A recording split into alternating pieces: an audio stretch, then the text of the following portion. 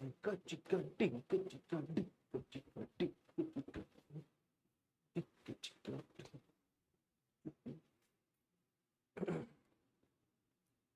Everyone, a very very good morning to all of you. नमस्कार आप सभी लोगों को। स्वागत है जी आप सभी लोगों का आज के इस सेशन में। स्वागत है जी आप सभी लोगों का पैथोफिजियोलॉजी की इस क्लास में। और स्वागत है जी आप सभी लोगों का आज के इस लाइव सेशन में। कैसे हैं आप सभी लोग? आई होप सो आप सब लोग बहुत बढ़िया, बेहतरीन और एकदम मजे में होंगे। और आज हम लोग हमारी पैथोफिजियोलॉजी की यूनिट नंबर 2 को स्टार्ट करने जा रहे हैं। ठीक है जी, बहुत ही बढ़िया जोरों शोरों से मजेदार तरीके से हमारा सिलेबस चल रहा है। आप लोग बहुत ज्यादा खुश भी होंगे, तो भाई खुशी वाली बात भी है। तो चलिए आज के इस सेशन को बिल्कुल समय को व्यर्थ ना करते हुए स्टार्ट करते हैं। तो देखिएगा पैथोफिजियोलॉजी की यूनिट नंबर 2 में अगर हम बात करते हैं तो 2 मार्क्स में सबसे पहला क्वेश्चन हमसे पूछा जाता है कि हमारा हाइपरटेंशन क्या होता है। देखिएगा हाइपरटेंशन यानी हमारा वर्ड से पता लग रहा है, ठीक है, हमारी वर्ड से ही पता लग रहा है बेटा जी हाइपर और फिर उसके साथ में टेंशन है। ठीक है, हाइपरटेंशन क्या होता है? तो देखिएगा हाइपरटेंशन की बात की जाए तो हाइपरटेंशन इज हमारा condition in which the blood pressure in the arteries is हमारा बेटा जी हमारा presently evaluated about normal level. क्या बात हो रही है बेटा जी कि हाइपरटेंशन का मतलब क्या है? हमारी ऐसी कंडीशन है जहां पर जो हमारी आर्टरीज होते हैं वहां पर जो ब्लड प्रेशर है वो अपने नॉर्मल लेवल से ज्यादा हो जाता है, बढ़ जाता है। कितना बढ़ जाता है? 140 पर 90 बेटा जी हमारा देखो 80 से 120 क्या है नॉर्मल बोला जाता है ब्लड प्रेशर अपना। बट लेकिन अगर जो वो 90 और 140 का रेशियो से ज्यादा हो जाए, है ना, एमएमएचजी, है ना, 140/90 के रेशियो से ज्यादा हो जाए, इससे ज्यादा एमएमएचजी हमारा हो जाए ब्लड प्रेशर का, तो उसको हम क्या बोलते हैं? हमारा हाई ब्लड प्रेशर बोलते हैं। यानी कि वो हाइपर टेंशन वाली कंडीशन में हमारा आ जाता है ना। जर्नली हमारा क्या रहेगा? 140/90 एमएमएचजी से ज्यादा अगर जो रहेगा। It increases the risk of heart, है ना, किडनी एंड हमारा वस्कुलर डिसीज हमारा, कि जो हमारी क्या बेटा जी जो हमारी वस्कुलर डिसीज होती है, जो हमारी हार्ट डिसीज होती है, जो हमारी किडनी की बीमारियां होती हैं, ये उसको लीड करता है, नहीं और उसको बढ़ावा देता कौन बेटा जी? हाइपरटेंशन।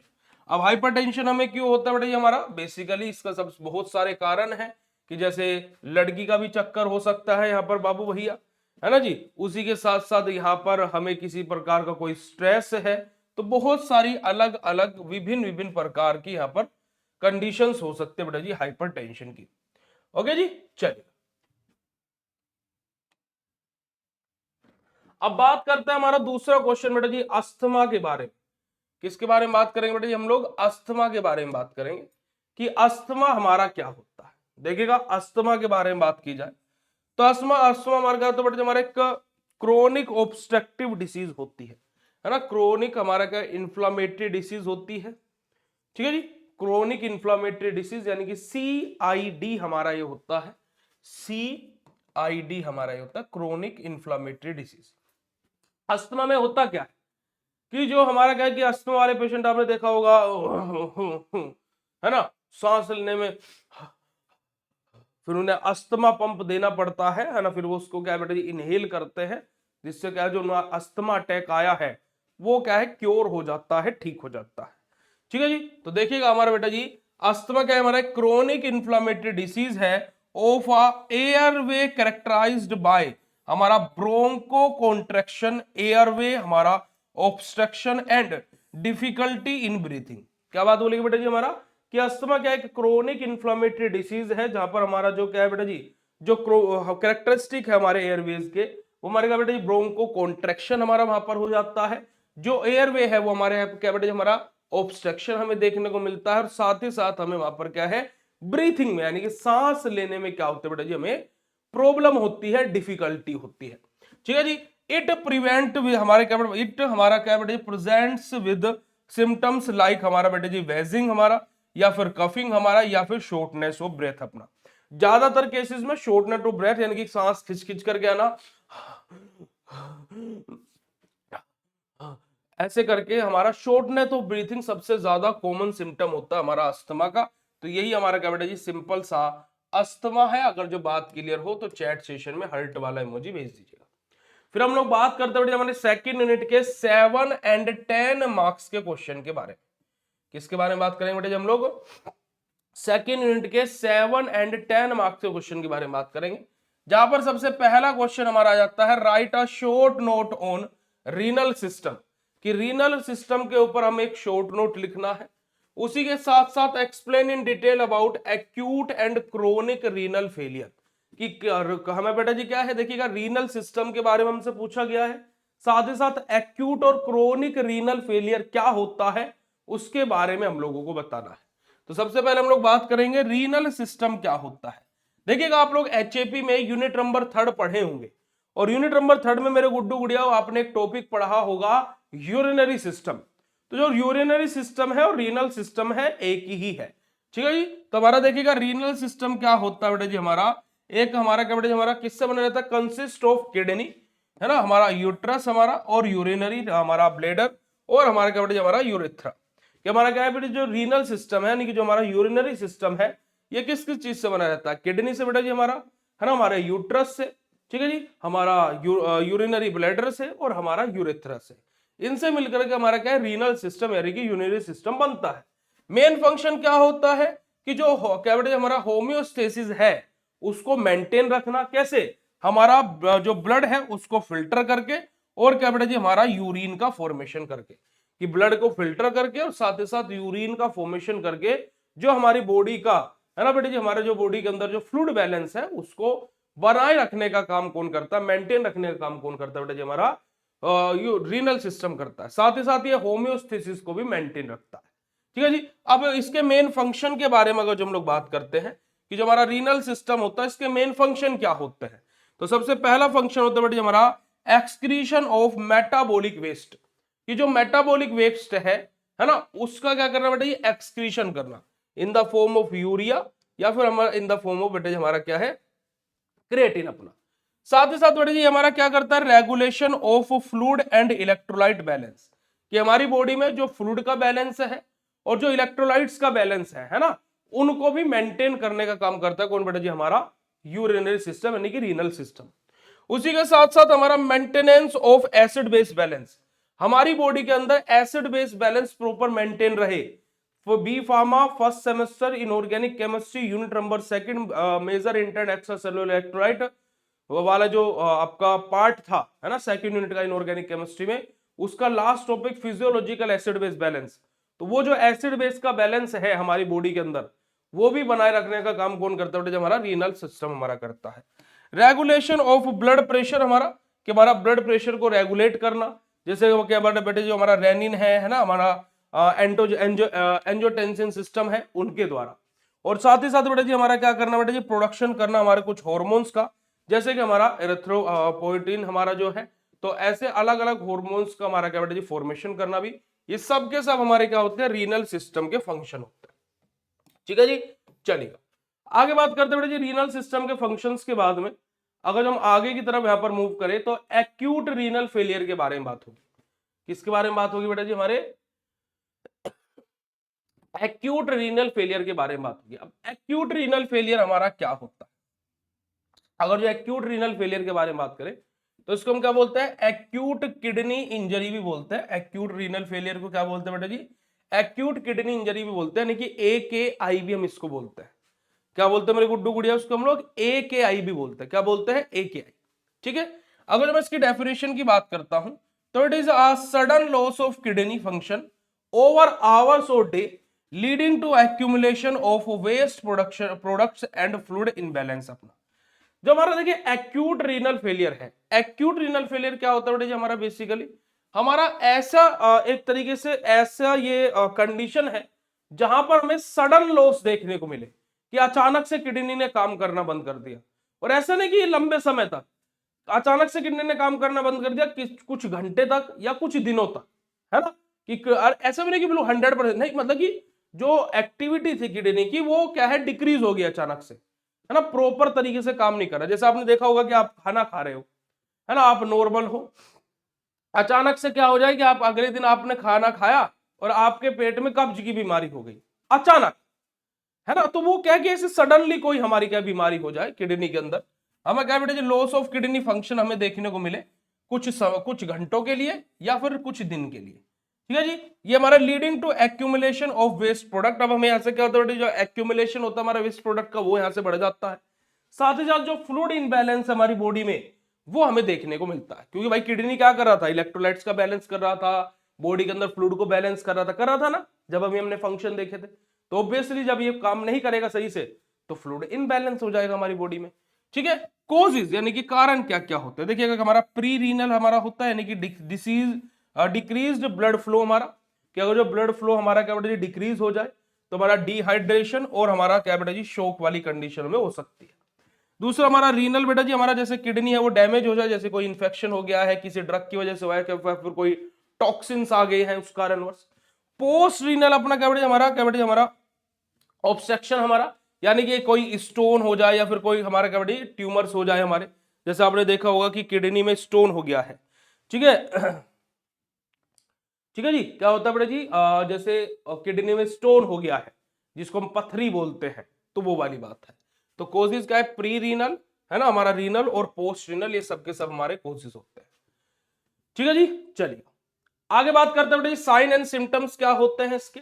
अगर जो मैं साइंस एंड सिम्टम्स के बारे में बात करता हूं, तो ये क्या करते हैं बेटा हमारा रिड्यूस्ड यूरिन आउटपुट अपना, कि हमारी बॉडी से क्या होगा बेटा जी, जो यूरिन का आउटपुट है वो रिड्यूस हो जाएगा, कम हो जाएगा।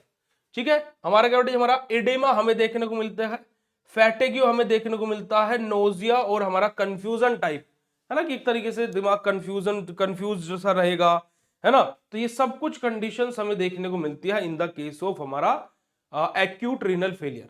पैथोफिजियोलॉजी क्या होती है बेटा जी इसकी, देखिएगा रिड्यूस ब्लड फ्लो और डैमेज टू नेफ्रॉन, डिक्रीज हमारा ग्लोमेरुलर फिल्ट्रेशन रेट। क्या होगा बेटा जी, देखो हमारा ब्लड फ्लो रिड्यूस होगा, जिस कारणवश हमारा क्या होगा, जो नेफ्रॉन है वो डैमेज होगा, जिस वजह से हमारा क्या होगा बेटा जी, जो हमारा ग्लोमेरुलर फिल्ट्रेशन रेट है वो हमारा डिक्रीज होगा, और यहां से हमारा क्या होगा बेटा जी, हमारा जो leading to retention of waste product. अब वेस्ट प्रोडक्ट क्या है बेटा जी, रिटेन वहां पर जमा होता रहेगा, जिस कारणवश हमें क्या देखने को मिल सकता है, हमारा किडनी स्टोन भी देखने को मिल सकता है। ठीक है जी, जिस कारणवश हमें क्या देखने को मिल सकता है बेटा जी, किडनी स्टोन भी हमें देखने को मिल सकता है। चलिए आगे बात करते हैं बेटा जी, हमारा मैनेजमेंट कैसे करते हैं बेटा जी, हम लोग क्या करते हैं, ट्रीट करते हैं हमारा अंडरलाइंग हमारा कोजेस को अपने, कि जो भी हमारे कोजेस पहले दिख रहे हैं, जो भी सिम्टम्स दिख रहे हैं, हम उनको पहले ट्रीट करेंगे।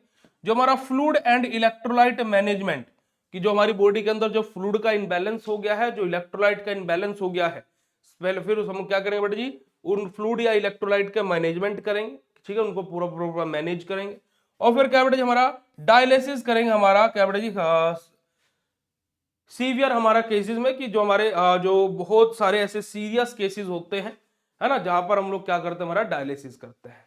ठीक है, जैसे आपने देखा होगा कि हमारे परम पूजनीय प्रेमानंद जी महाराज, है ना, तो उनका भी किडनी का ही प्रॉब्लम है। अगर जो आप लोगों ने उनके बारे में सुना होगा या देखा होगा, है ना, अगर जो आप उनको फॉलो करते होंगे, तो ये चीज है। समझ में आई बेटा जी बात? समझे कि नहीं समझे? तो क्या बेटा जी कि जो सीवियर केसेस होते हैं वहां पर हमें डायलिसिस भी करना पड़ता है, और हमारे परम पूजनीय प्रेमानंद जी महाराज की डायलिसिस ही होती है ना जी। चलेगा, ओके, आगे मूव करते हैं। आगे बात करते हैं हमारा, ये तो हो गया एक्यूट रीनल फेलियर। अब बात आ जाती है हमारी क्रोनिक रीनल फेलियर के बारे में, यानी कि क्रोनिक किडनी डिसीज के बारे में। क्रोनिक रीनल फेलियर यानी कि क्रोनिक किडनी डिसीज हमारी कि हमारी क्या होती है, देखिएगा it is a progressive and irreversible loss of kidney function over month और ईयर। क्या बात बोलेगी बेटा जी, कि हमारा क्या बेटा जी, हमारा एक प्रोग्रेसिव या फिर irreversible loss of kidney function. क्या बेटा जी, irreversible loss of kidney function है हमारा। ये चीज क्या है, ओवर अ मंथ, की कई महीनों तक या कई सालों तक चीज हमें यहां पर देखने को मिल सकती है। कारण क्या क्या है, डायबिटीज मेलिटस हमारा कारण है, हाइपरटेंशन हमारा कारण है, क्रोनिक इन्फ्लामेशन हमारा कारण है, या फिर हमारा क्या बेटा जी ग्लोमेरुलर जो हमारा नेफ्राइटिस है वो हमारा इसका कारण हो सकता है, कोजेस हमारे हो सकते हैं। साइन एंड सिम्टम्स क्या क्या होते हैं बेटा जी, हमारा देखिएगा यहाँ पर हमारी स्वेलिंग आ जाएगी एडेमा में, साथ ही यूरिमा यानी कि हाई यूरिन इन ब्लड हमें देखने को मिलेगा, यूरिया इन ब्लड देखने को मिलेगा, अनीमिया की कंडीशन तक भी हमें देखने को मिल सकती है। पैथोफिजियोलॉजी क्या होता है, देखिएगा हमारा ग्रेजुअल जो हमारा डिस्ट्रक्शन होता है किसका बेटा जी, नेफ्रॉन का, जो क्या कर देता है, किडनी के फंक्शन को रिड्यूस कर देता है, कम कर देता है, घटा देता है, जहां से हमारा बेटा जी एक्यूमुलेशन हो जाता है किसका बेटा, जो टॉक्सिन्स हैं, और हमारे से हमारा बॉडी के जो फ्लूइड्स हैं उनका इनबैलेंस हमें देखने को मिलता है।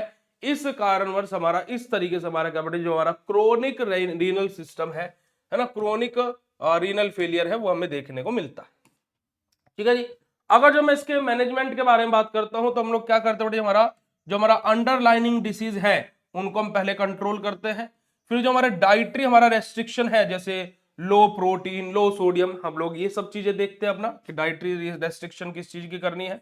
और डायलिसिस करते हैं और किडनी ट्रांसप्लांटेशन भी करते हैं अगर जो हम लोग कोई एडवांस स्टेज पर चले गए हमारे क्रोनिक हमारा रीनल डिसीज में, कि क्रोनिक रीनल डिसीज में अगर जो हम लोग कोई एडवांस हमारी स्टेज पर चले गए, यानी कि कोई हायर स्टेज पर चले गए, तो हमें डायलिसिस करना पड़ेगा लगातार, या फिर हमें किडनी ट्रांसप्लांट भी करनी पड़ेगी।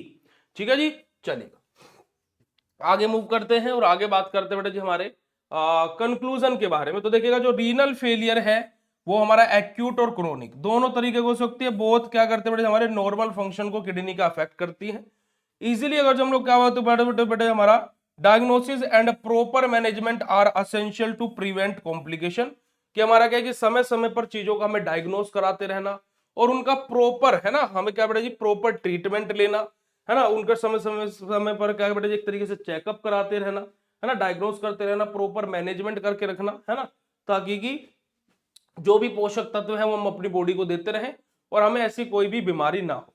इसी वजह से आपने देखा होगा कि हर 6 महीने में बोला जाता है कि फुल बॉडी चेकअप कराना चाहिए। आज के टाइम पर ये बहुत ज्यादा मैंडेटरी है, क्योंकि कोई भी बीमारी आज के टाइम पर ऐसी नहीं है कि जो अचानक से दिखती हो, है ना। अब वो क्या करती है, हमारी बॉडी में धीरे धीरे धीरे धीरे जगह बना लेती है और फिर अचानक से एक दिन बड़ी फटकर के बाहर निकलती है, कि बोलते हैं कि देखो अब मैं अपनी चरम सीमा पर पहुंच गई, और हमें तब तक पता भी नहीं लग पाता है। तो इस वजह से बोला जाता है कि यार 6 महीने में या फिर इनफैक्ट हर एक साल में कम से कम हमें एक बार अपना बॉडी चेकअप कराना चाहिए। ठीक है जी। अगर जो बात आपको क्लियर हो तो चैट सेशन में कंफर्मेशन दे देंगे मेरे गुड्डू गुड़ियाओ, फिर हम लोग आगे की तरफ मूव करेंगे। आगे हमारा है explain detail about the hypertension and asthma, कि हाइपरटेंशन और अस्थमा क्या होता है, हमें इसे डिटेल में एक्सप्लेन करना है। देखिए हाइपरटेंशन की बात की है तो मैंने जस्ट अभी आपको बताया कि हाइपरटेंशन की किसी को अगर जो ज्यादा वाली टेंशन हो तो उसे उसका ब्लड प्रेशर स्ट्रेस के कारण बढ़ जाता है, और ब्लड प्रेशर बढ़ जाता है तो वहां पर उसी कंडीशन को हम लोग क्या बोलते हैं, हाइपरटेंशन बोलते हैं। तो हमारा एक क्रोनिक हमारा मेडिकल कंडीशन होती है जहां पर हमारा जो आर्टिकल जो ब्लड प्रेशर है वो हमारा क्या बेटा हमारा ज्यादा हो जाता है as compare to normal level अपना। ठीक है जी, चलिए आ जाइए। अब यहां पर अगर जो मैं हाइपरटेंशन के एक तरीके से टाइप्स के बारे में बात करता हूं तो हमारा एक होता है प्राइमरी हाइपरटेंशन, यानी कि असेंशियल जो हमारा रहता है, एक होता है सेकेंडरी हाइपरटेंशन। प्राइमरी हाइपरटेंशन हमारा नो स्पेसिफिक कोज, कि कोई इसके ऐसे स्पेसिफिक कोजेज यानी कोई ऐसे स्पेसिफिक इसके कारण नहीं है। ठीक है, मोस्ट कॉमनली ज्यादातर लोगों को प्राइमरी यानी कि असेंशियल हाइपरटेंशन ही देखने को मिलता है। अब सेकेंडरी हाइपरटेंशन ही हमारा क्या होता है, ड्यू टू हमारा अंडरलाइन डिसीज अपना, जैसे कि किडनी डिसीज हमारा या फिर हमारा एंडोक्राइन डिसऑर्डर्स, इन कारणवश हमारा क्या होता है सेकेंडरी हाइपरटेंशन हमें देखने को मिलता है। ठीक है जी। अगर जो मैं इसकी इथियोलॉजी के बारे में बात करता हूं, इसके कोजेज के बारे में बात करता हूं, तो हमारा क्या बेटा हमारे जेनेटिक फैक्टर्स हमारे है ना, को कारण हो सकते हैं कि जेनेटिक फैक्टर हो सकता है, या फिर हमारा हाई साल्ट इनटेक अगर जो कोई कर रहा है तो हमें ये देखने को मिल सकता है ना, ओबेसिटी है ना, ओबेसिटी के कारण, स्ट्रेस के कारण, है ना बेटा जी हमारा सैनिटरी जो हमारा लाइफ स्टाइल है, कि किस प्रकार का लाइफ स्टाइल है आपका, है ना, कि कभी भी कुछ भी हो रहा है, कोई सिस्टम नहीं, कोई चीजें नहीं, तो भी ये चीजें देखने को मिल सकती है। अगर जो आप स्मोकिंग या अल्कोहल इंटेक करते हैं तो भी आपको हाइपरटेंशन की कंडीशन देखने को मिल सकती है। पैथोफिजियोलॉजी क्या होता है बेटा जी इसकी, कि hypertension occur due to the increase cardiac output and और हमारा पेरिफेरल हमारा रेजिस्टेंस अपना। क्या बात बोलेंगे बेटा जी कि हाइपरटेंशन हमारा कब होता है, जब कार्डिक आउटपुट बढ़ जाता है या फिर जो पेरिफेरल रेजिस्टेंस है वो हमारे इंक्रीज हो जाते हैं। और एक्टिवेशन ऑफ द रेनिन हमारा एंजियोटेंसिन जो हमारा एल्डोस्टेरोन सिस्टम जो हमारा रहेगा, कि हमारा यहाँ पर क्या होता है एक्टिवेशन हो जाता है किसका बेटा, जो हमारा रेनिन हमारा एंजियोटेंसिन एल्डोस्टेरोन जो सिस्टम होता है, यानी कि RAAS, आर मतलब रेनिन, ए मतलब बेटा जी एंजियोटेंसिन, ए मतलब हमारा एल्डोस्टेरोन, एस मतलब हमारा सिस्टम, लीड्स टू हमारा vaso construction and fluid retention अपना। अब ये क्या करता है बेटा जी, हमारा आरएएस क्या करता है, वैसो कंट्रैक्शन कोज कराता है, जिसकी वजह से फ्लूइड का रिटेंशन हमें देखने को मिलता है, और जहां से हमारा जो ब्लड प्रेशर है वो इंक्रीज होता है, और जैसे ब्लड प्रेशर इंक्रीज होता है हमें हाइपरटेंशन की कंडीशन देखने को मिल जाती है। ये हमारी क्या होता है बेटा जी, पैथोफिजियोलॉजी होती है किसकी बेटा जी, हाइपरटेंशन की। ठीक है, अब अगर जो सिम्टम्स और साइन के बारे में बात करें बेटा जी, तो हमें हेडिक देखने को मिल सकता है, डाइजीनेस चक्कर टाइप आ सकते हैं हमारा, है ना, पाल्पेप्टेशन हमने देखने को मिल सकता है, फिर ब्लड विजन की धुंधला धुंधला सा दिखने लगेगा और अचानक से चक्कर खा करके इंसान गिर जाएगा, और जो ज्यादा सीवियर कंडीशन हो गई है। कॉम्प्लिकेशन क्या हो सकता है भाई, हार्ट डिसीज हो सकती है ना, मायोकार्डियल हमारा बेटा जी इन्फेक्शन हमें देखने को मिल सकता है, साथ ही साथ स्ट्रोक भी आ सकता है, किडनी भी फेल हो सकती है, और हमारा बेटा जी हमारा रेटिनोपैथी भी हमें यहां से देखने को मिल सकती है। ये कॉम्प्लिकेशन है in the case of hypertension, क्योंकि हाइपरटेंशन और बॉडी की ऐसी बहुत सारी बीमारियां होती हैं जो एक बीमारी के साथ साथ खुद के साथ साथ 70 तरीके की अलग बीमारियां भी बॉडी के अंदर लेकर के आती है।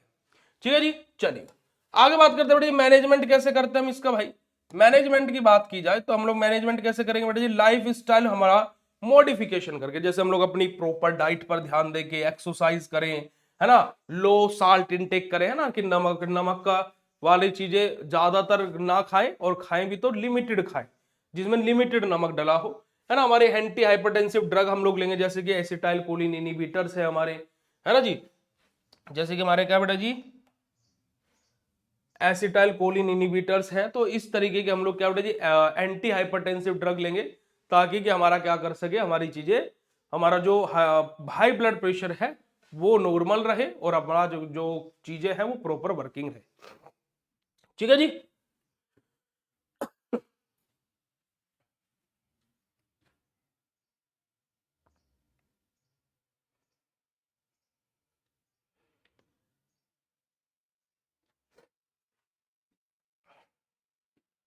ओके, ठीक है। तो ड्रग्स हमारे क्या लेंगे बेटा जी, एसिटाइल कोलिन ले लेंगे हम लोग, है ना, हम लोग डायरेटिक्स ले लेंगे हमारे, है ना, हमारे बीटा ब्लोकर्स ले लेंगे। तो इन सब ड्रग्स के बारे में हमने आपको भी बताया। कौन सा सेमेस्टर है आपका, सेकंड सेमेस्टर के अंदर हम पैथोफिजियोलॉजी के इंपॉर्टेंट क्वेश्चन विद सॉल्यूशन पढ़ रहे हैं।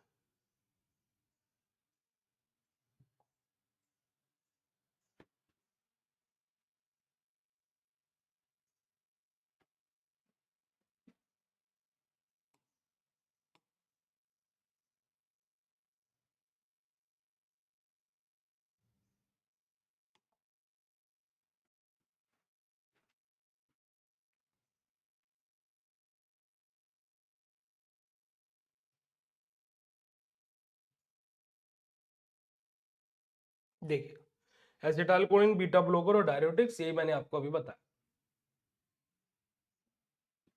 ठीक है जी, चल आगे मूव करते हैं। आगे हमारा आ जाता है बेटा जी अस्थमा। नेक्स्ट हमारा क्या आ जाता है बेटा जी, हमारा अस्थमा आ जाता है। अस्थमा क्या होता है, हमारा एक क्रोनिक इन्फ्लामेटरी डिसऑर्डर होता है, किसका बेटा जी, हमारे एयरवेज का, है ना। क्या होता है बेटा जी हमारा अस्थमा, एक क्रोनिक हमारा इन्फ्लामेटरी डिसऑर्डर होता है, किसका बेटा जी, हमारे एयरवेज का, कैरेक्टराइज बाय हमारा रिवर्सेबल एयरवे ऑब्स्ट्रक्शन हमारा, या फिर हमारा ऑब्स्ट्रक्शन अपना, ब्रोंकोस्पाज्म अपना, या फिर हमारा इंक्रीज इन म्यूकस प्रोडक्शन हमारा। क्या है बेटा जी, कि अब ये यहाँ पर हमारा क्या होता है, रिवर्सेबली हमारा यहाँ पर क्या होता है, एयरवे का ऑब्स्ट्रक्शन हमें देखने को मिलता है, या फिर हमारा क्या होता है बेटा जी, हमारे ब्रोंकोस्पाज्म हमें यहाँ पर देखने को मिलेगा, या फिर क्या हो सकता है बेटा जी, हमारा जो म्यूकस का प्रोडक्शन है उसका प्रोडक्शन हमें इंक्रीज हुआ दिखेगा। इस कारणवश हमें अस्थमा की कंडीशन देखने को मिलती है। कोजेज यानी कि इथियोलॉजी क्या होती है बेटा जी इसकी, हमारा कुछ एलर्जेंस, जैसे कि डस्ट पार्टिकल हो गए, कुछ पोल्यूटेंट हमारे हो गया, फिर कोई स्मोक जो करता है, तो इन सब के केसेस में हमारा क्या बेटा जी अस्थमा हो सकता है। जैसे आप कहीं धूल मिट्टी में चले गए, अचानक से आपको ऐसा लगता है ना भाई सांस लेने में भी दिक्कत हो रही है, आप किसी ऐसी पोल्यूशन वाली जगह पर चले गए, आपको ऐसे, जैसे मैं दिल्ली जब भी जाता हूँ मेरी आंखों से आंसू निकलने स्टार्ट हो जाते हैं, पोल्यूशन इतना ज्यादा है भाई दिल्ली में, आप विश्वास नहीं करेंगे। ठीक है, रेस्पिरेटरी इंफेक्शन हमें बेटा जी हमारा कारण हो सकता है। जेनेटिक हमारा जो प्री हमारा डिस्पोजिशन जो हमारे वो, एनवायरमेंटल पोल्यूशन कारण हो सकता है बेटा जी, एक्सरसाइज और कोल्ड एयर कि हमारा क्या बेटा जी हम कैसी एक्सरसाइज कर रहे हैं, फिर कोल्ड एयर की ठंडी जगह पर तो नहीं जा रहे, तो वहां पर भी हमें अस्थमा की कंडीशन देखने को मिल सकती है जी। ठीक है जी, आ रही बात समझ में?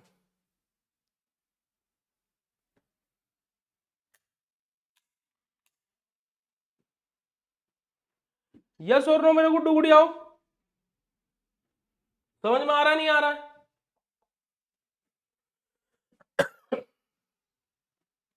एक सेकंड के लिए रुकेंगे बस। इस पैनल में सबसे बड़ी समस्या यही है, इसमें बार बार चीजें बैक होती रहती है।